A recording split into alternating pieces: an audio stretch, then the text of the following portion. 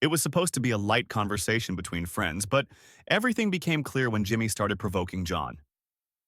Ladies and gentlemen, please welcome the star of The Punisher and The Walking Dead, the man who makes tough guys on screen absolutely heartbreaking, John Bernthal. The audience erupted in applause as Bernthal strode onto the stage. His walk was confident but devoid of showy bravado. Broad shoulders, black blazer, jeans, and a sturdy posture that exuded strength without arrogance.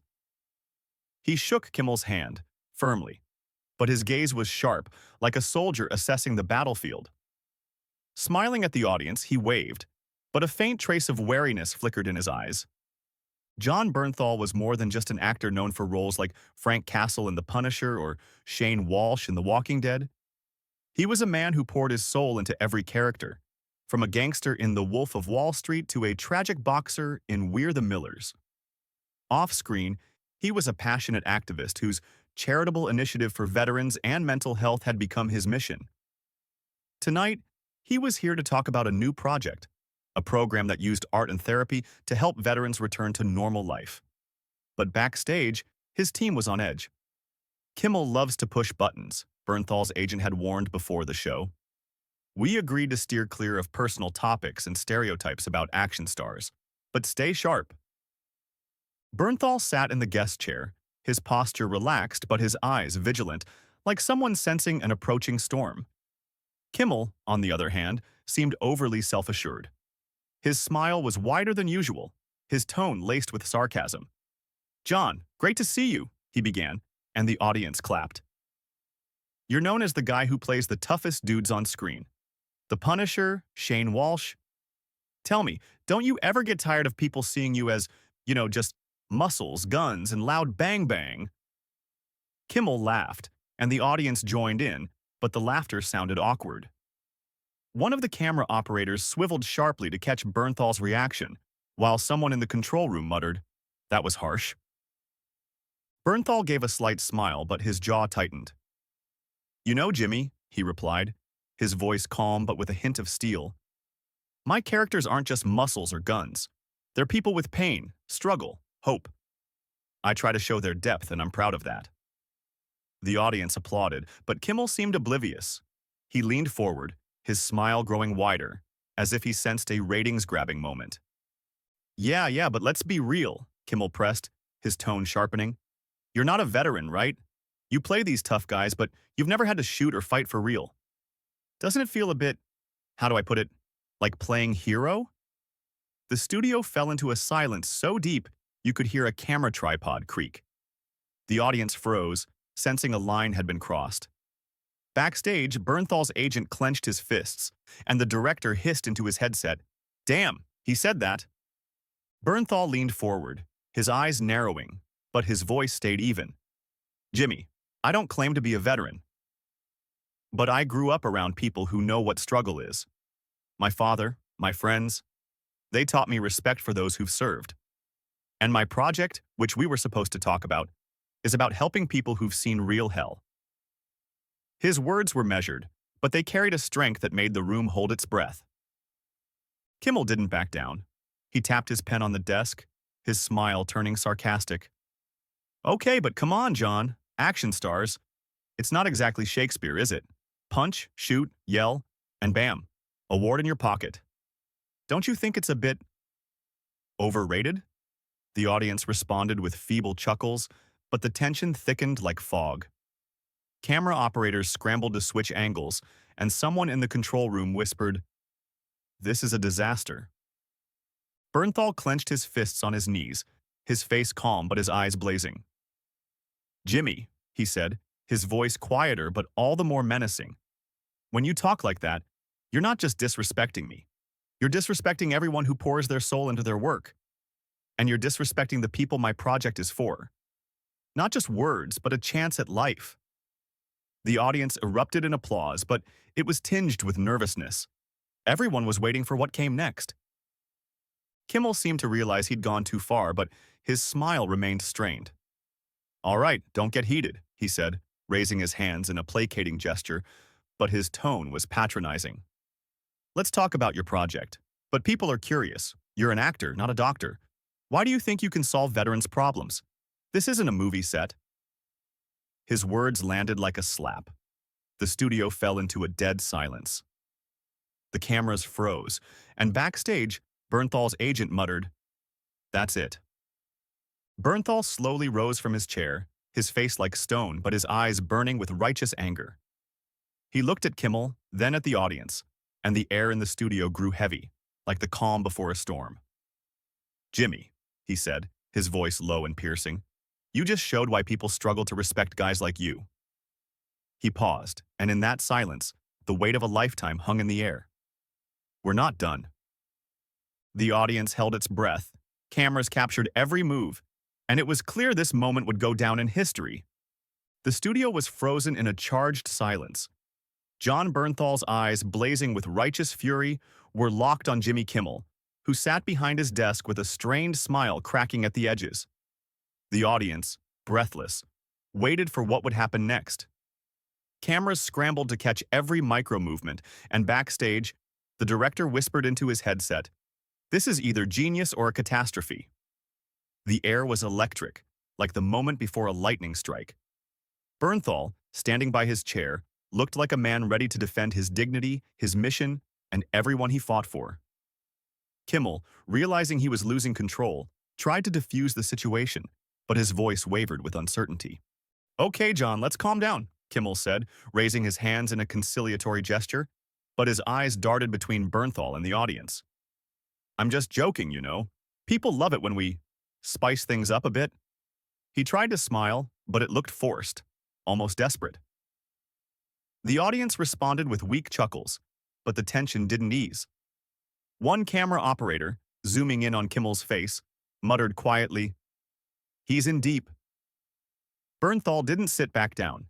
He stood, his posture solid as a rock, and when he spoke, his voice was low but carried a force that pierced everyone in the studio. "Jimmy, this isn't a joke," he said, his words falling like stones into still water. "You just disrespected not only me but people who gave everything for others, and you disrespected everyone fighting to be heard. You think this is just a show? This isn't a game to me." The audience erupted in applause, this time loud and genuine. A few people in the back rows stood, clapping, amplifying the pressure on Kimmel. Kimmel, sensing he was losing, made a fatal mistake.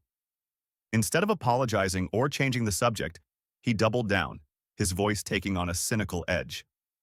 "Oh, come on, John. No need for the drama," he said, tapping his pen on the desk, his smile now almost dismissive. "You're an actor. You play roles. You're not saving the world. Why do you think your charity is anything more than just PR? People want a show, not a sermon." Those words were like gasoline poured on a fire. The studio fell into a silence so profound you could hear the camera operators breathing.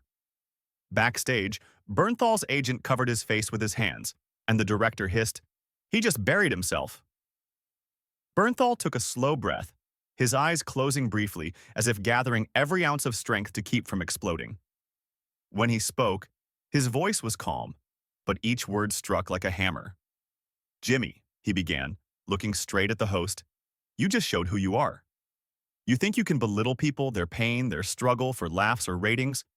But let me tell you something." He stepped forward, his presence filling the stage, and even Kimmel seemed to shrink in his chair. Bernthal turned to the audience, his eyes burning with passion. "I'm not here to promote myself. I'm here to talk about people who come back from war and can't find themselves, about veterans fighting trauma, about families who've lost everything. My project isn't PR, Jimmy. It's about giving people a chance when people like you turn away." The audience exploded in applause, louder than before. People rose from their seats, clapping, shouting words of support. A man in the front row, with the bearing of a veteran, nodded at Bernthal, his eyes shining with pride. Bernthal turned back to Kimmel, his voice quieter but even more piercing. "You talked about action stars like we're just puppets swinging fists. But I put my heart into every role because I know what struggle is, I know what loss is, and I know what respect is. Something you didn't show tonight." He paused, letting the words sink in. "My work may not be Shakespeare, but it's real. And if you think you can demean it or the people I'm fighting for, you're wrong." The The studio erupted in a standing ovation. People shouted, clapped, some even wiped away tears. Kimmel sat, his face pale, his smile gone. He tried to say something, but his voice was drowned out by the applause. One camera operator, unable to resist, whispered, "That was epic." Backstage, Bernthal's team hugged each other, their faces glowing with pride. But Bernthal wasn't done. He looked at the audience, raising a hand for silence. "I came here to talk about something important," he said, his voice calm but powerful. "My project is about helping veterans through art, through conversation, through respect. And I can't stay here when someone tries to turn that into a joke." He turned to Kimmel, his gaze stern but dignified. "Jimmy, I respect your platform. But tonight, you crossed a line. I'm done." Bernthal removed his microphone, placed it carefully on the chair, and walked off the stage. His stride was confident, like a man who had said everything he needed to. The audience exploded in applause, people standing, shouting his name. One camera operator, forgetting protocol, swiveled to capture Bernthal's silhouette disappearing backstage. Kimmel remained at his desk, his face frozen, as if he couldn't believe what had just happened. The director shouted into his headset, "Cut to commercial!" Now.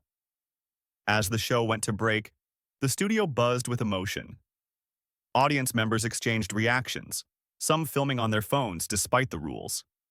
Backstage, Kimmel's team scrambled in panic. One producer yelled into a phone, "This is going viral! It's everywhere!"